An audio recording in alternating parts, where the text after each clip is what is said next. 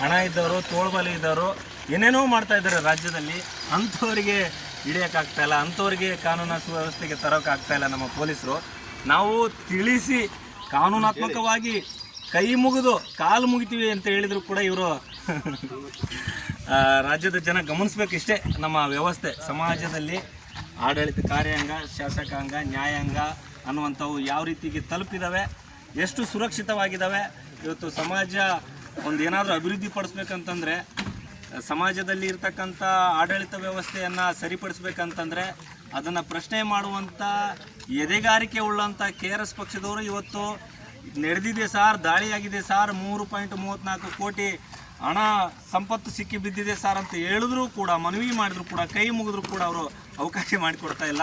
ನೋಡಿ, ಈಗಾಗಲೇ ನೀವು ಗಮನಿಸ್ಬೋದು, ಒಂದು ದೊಡ್ಡ ಗಾಡಿನೇ ತಂದ್ಬಿಟ್ಟು ಅವ್ರು ನಮ್ಮೆಲ್ಲಿ ಎತ್ತಕೊಂಡು ಹೋಗ್ತಾರೋ ಏನೋ ಗೊತ್ತಿಲ್ಲ. ಆಮೇಲೆ ಒಂದು 8-10 ಜನ ಪೊಲೀಸರು ಕೂಡ ಬಂದಿದ್ದಾರೆ. ನಾವು